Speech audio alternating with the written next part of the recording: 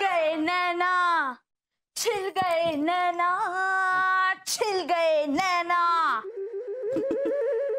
काय ग बरं मला सांग, आई काय म्हणाली ग? काही नाही, फ्रीडम विषयी विचारत होत्या. मी त्यांना एक मस्त लेक्चर दिलं. म्हणलं कसं आहे, आपल्याला पुरुषांची काही गरज उरलेली नाहीये, स्वतःचा स्वतः सेल्फ डिफेन्स जमायला हवा. मी सरळ म्हणलो त्यांना. काही नाही, थोडासा धक्का बसला होता, पण ठीक आहे, धक्का बसल्याशिवाय बदल होतच नाही ना. नाही, मला वाटतं त्यांना ऑलरेडी धक्का बसलाय.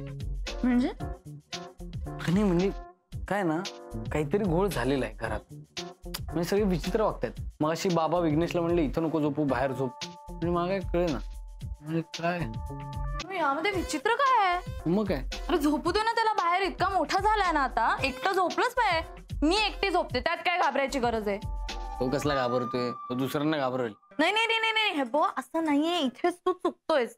म्हणजे हे बा आपल्याला वाटत असतं की एखादी व्यक्ती खूप ब्रेव आहे, ती अशी मस्त फाईट देऊ शकते, पण तसं नसतं. म्हणजे ते लोक आतनं खूप घाबरलेले असतात, आणि म्हणून अशा लोकांनी कराटे शिकणं गरजेचं आहे. तर कसं आहे, एकदा आपल्याला कॉन्फिडन्स आला ना की आपल्याला कोणी काहीही करू शकत नाही, की मग आपण दणक्यानिशी कोणालाही पाडू शकतो. काय काय आहे यार, मी पर्सनॅलिटी यार.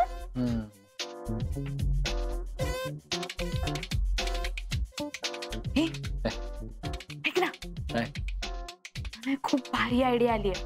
काय? नलिनी काकूंना घेऊन जा कराटेच्या क्लासला.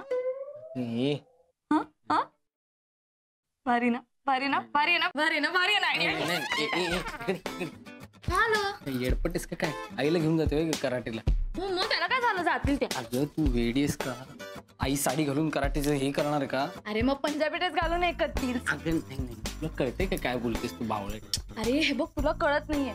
कसं आहे, भर दिवसा वगैरे रस्त्यावरनं, म्हणजे आयडियल कॉलनीमध्ये, लोकमान्य नगरमध्ये असं पेपरमध्ये न्यूज येते. तू वाचतोस का न्यूजपेपर? हे बघ, अशी न्यूज येते की 2 व्हीलरवरनं वगैरे अशी मुलं येतात मागणं, आणि असं बघता बघता खचकन मंगळसूत्र खेचून घेतात. असं काकूंबरोबर झालं तर, म्हणून त्यांना कराटे आलं पाहिजे. त्या एकदा कराटे शिकल्या ना की एक दणका देतील, सगळेजण गप्प होतील. सौमित्र, तू इमॅजिन कर ना, काकू कराटे शिकल्यात, त्यांचं नाव पेपर मध्ये आलंय, बोल्ड लेटर्स मध्ये नलिनी ठोंबरे. काकूंनी नारळ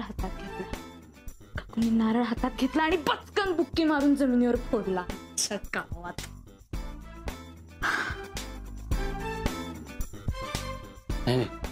नाही, नको.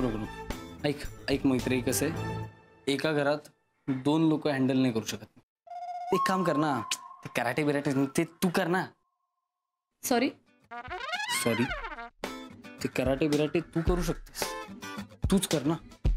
मी तू एकदा मनावर घेतलंस की तू काही करतेस ना, मी तुला ते जमतच ना. तू कर कराटे, मला वाटतं तूच करू शकतेस या जगात. कर, मोठी हो. आणि नारळ काय फोडू शकशील की? आई बोलायचं मागे.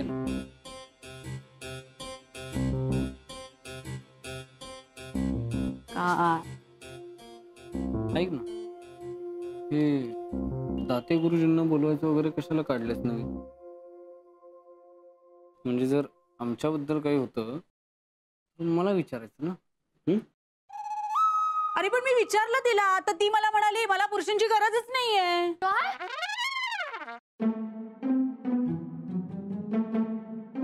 काय असं कसं असेल? वा, म्हणजे मग मी खोटा बोलते का? अरे मला नाही का कळणार, एक स्त्री म्हणून तिच्या भावना काय आहेत त्या मला कळणार ना.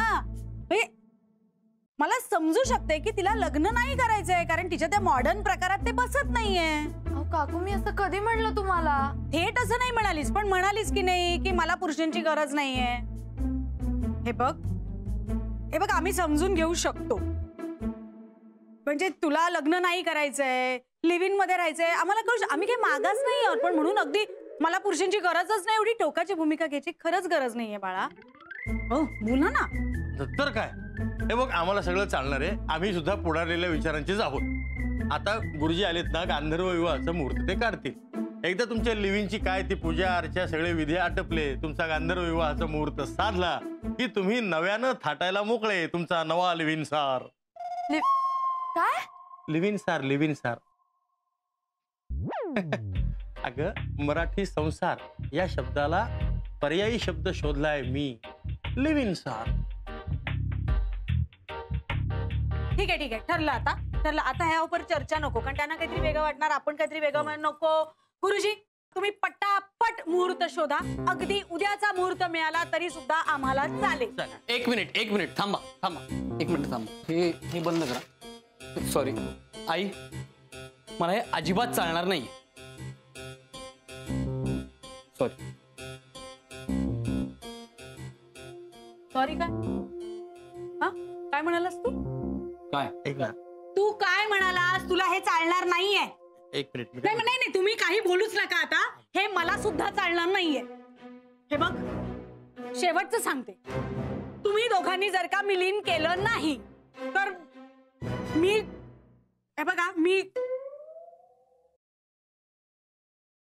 आमरण उपोषणाला बसेन.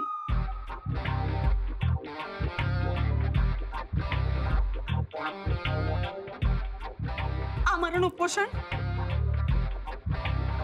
भारत माता की जय.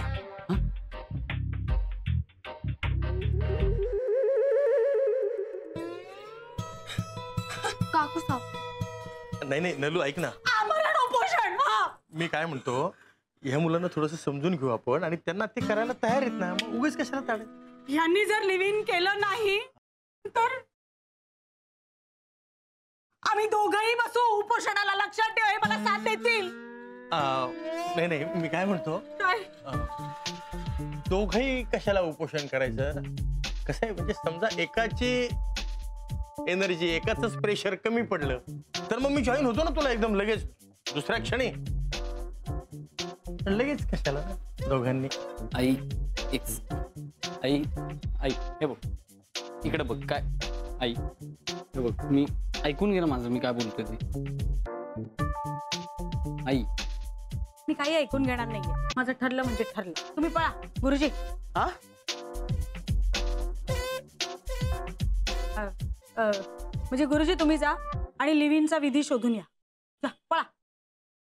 आणि गुरुजी जरा प्लीज थोडं लवकर जावं, कारण काय मला उपाशी पोटी फार वेळ नाही सहन करता येत. भूक लागली की सगळं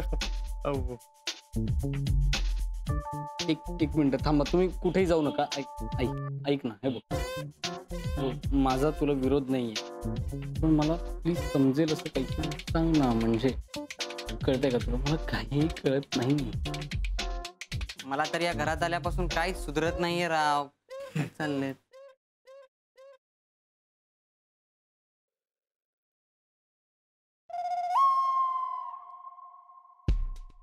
गुरुजी प्लीज तुमच्या समोरचं ते दूध, ते सफरचंद, बदाम, अक्रोड हे प्लीज लवकर खाऊन संपव. काय होतं ते मला एक तो उपाशी पोटी ते समोर दिसतंय, भूक लागते, कस तरी होते ते बघितल्यावर.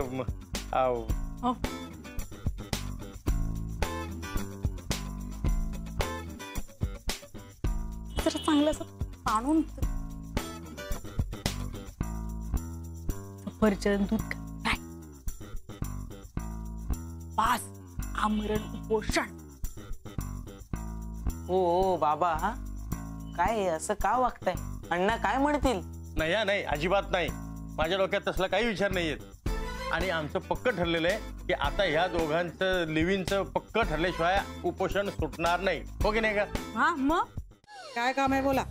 का म्हणजे कामाशिवाय मी काय फोन करू शकत नाही तुम्हाला? नाही करू शकता ना, पण मी उचलेनच असं नाही ना, म्हणून बोला, मुद्द्याचं बोला. ठीक आहे. नाही महत्वाचं काम होतं. मग मी तुम्हाला कधी भेटायला येऊ तेवढं सांगा. काय काम आहे? ते प्रत्यक्ष भेटीन ना तेव्हा सांगेन.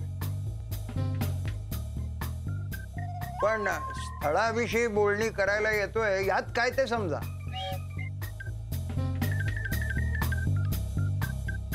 माझी वेळ झाली, मी निघतो. हा